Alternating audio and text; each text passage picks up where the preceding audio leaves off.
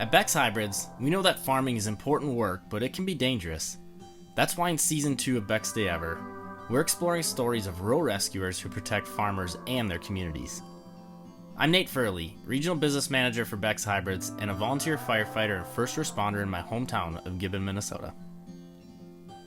Today I'm in Charleston, Illinois, where in February of this year a grain bin entrapment put a worker's life in danger.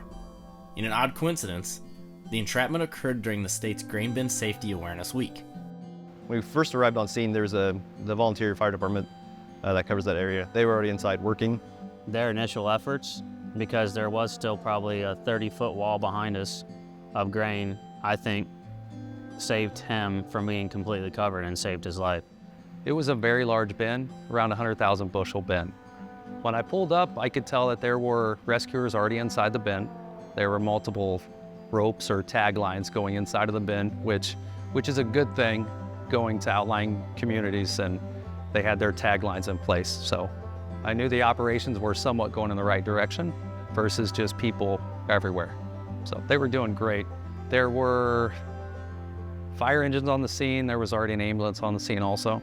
So I talked to their EMS officer that was there, just seeing what was going on, and talked to their fire chief who was in command before we went in and started our rescue operation. So lots of things going on all at once.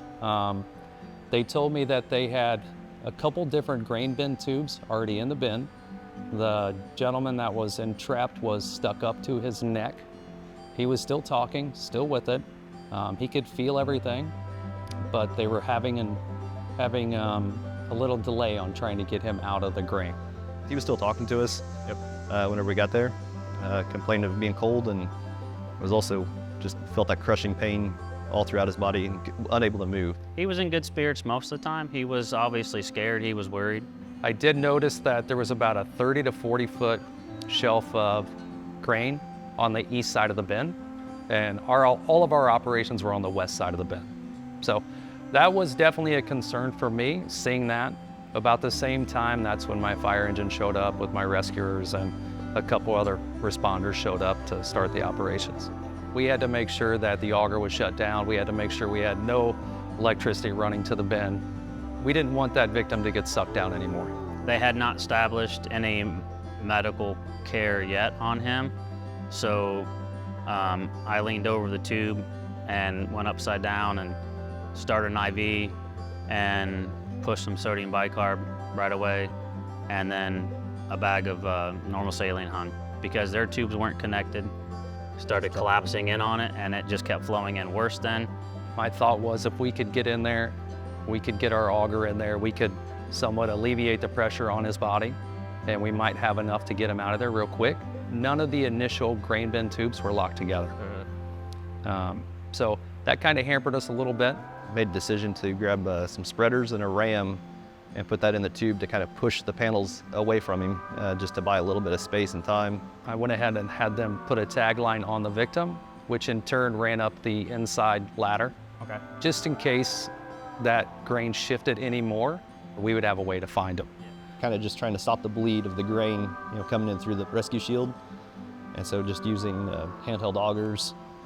And later we ended up getting we had shop vac inside there. It ended up burning up, so we couldn't use that anymore. And then we had a vac truck show up and able to remove quite a bit of the grain. Some of the rescuers already called for a grain vac. Okay. So by that time the grain vac was there, and they were starting to hook up the tubes to put it inside the bin. And then we started to move some of the grain out of the bin and alleviate some of the pressure. We, at one point, they asked us what we needed, and we said, yeah, we need some relief holes cut. Then we started to cut the bin on the outside, getting the grain to flow away from the victim. We had hose lines off just in case when we were cutting the bin, if something sparked, we didn't want a fire in the bin. When they cut those relief cuts, it was, well, what's happening to us? Where's the grain going to do? Are we going to become victims ourselves? We had a 30 or 40 foot wall of grain beside us. Absolutely. We didn't know how that was going to react, how it wasn't going to react. Didn't know if that was going to be the last time we saw that guy alive or not. But there was all the shelves everywhere, and so the hard grain wasn't flowing. So there was a lot of grain going out, but it wasn't the places that we needed it to go out at. At no time was the scene really chaotic or hectic. Everybody was calm, doing the right thing. Usually most grain bin incidents, it's just utter chaos. It was just a constant waves of like, hey, we're making progress, and then feeling almost defeated, but just always having that plan A, plan B, plan C. After nearly 4 hours of hard work and creative thinking, the responders were able to remove enough grain to free the victim.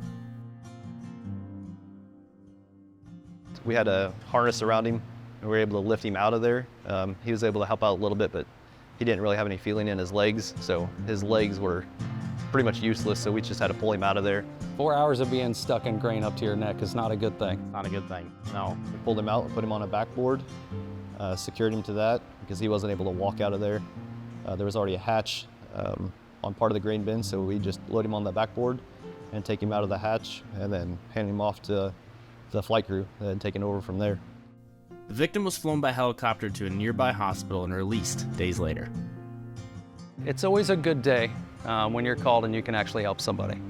We have very talented firefighters who can pretty much do just about anything. Because I've been on 2 other grain bin rescues and they were all recoveries. Okay.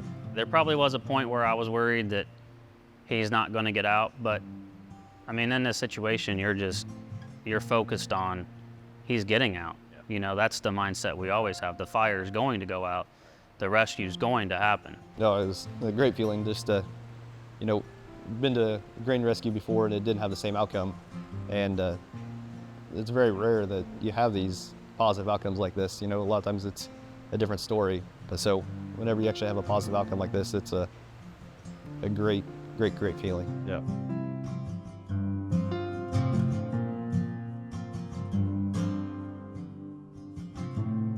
Charleston responders are quick to share credit with the volunteers from the rural departments that they help support. The volunteers are a blessing around here. I mean, Coles County, there's only 2 full-time fire departments. The rest around the area are volunteer, and pretty much the entire state of Illinois, the majority of departments are volunteer. So we work hand in hand with all the volunteer departments around. Having them available to help us out is a tremendous. And you know, they're expected to do the same job that we do, but we just get paid. So I give them a lot of respect. I help a lot of fire departments around the area bring in outside instructors. Like, we come to them and we get them any class that they want. And one of them is grain bin awareness or ag rescue awareness. So they know if they need something from us, they just reach out, pick up the phone, and we'll do whatever we can. Extensive training is also a key to the department's success. Charleston is a member of Illinois' MABIS, a statewide organization made up of fire, EMS, and specialized incident operational teams. The theory behind it was have a big incident in one part of the state, you can call resources from another part of the state, and everyone has the same training, same equipment. We applied and were accepted to have a hazardous materials team and a technical rescue team. How many hours of training? 40-hour classes, so you know, each class is at least 40 or 80 hours, so there's quite a bit of training to get it done. One of the other things that MABIS does to make sure that their teams are up to snuff and with training and everything is every so often they'll do exercises. They'll call validations, where they'll deploy or they'll have an exercise or a mock incident somewhere in the state, and we'll get tasked to go to that. Training is what's going to save our guys and gals. That's how we stay alive. That's how we stay sharp. We want our firefighters to know what they're doing for any incident. Well, gentlemen, on behalf of Beck's Hybrids, we'd like to donate this $5,000 to your fire department to be used for tools and equipment to continue to help serve farmers and help with the rescues and also just to continue to raise awareness for what you guys are doing. So we really appreciate the work and sharing your story to help provide hope for farmers and for other fire departments that we can be there to help farmers. So thank you. Thank you very much, appreciate it. Yeah, appreciate it. Thank you. Check out other episodes in our series about rural rescue and join us in celebrating farmers and the people who protect life on the farm. After all, the best day ever is one where everyone gets home safe.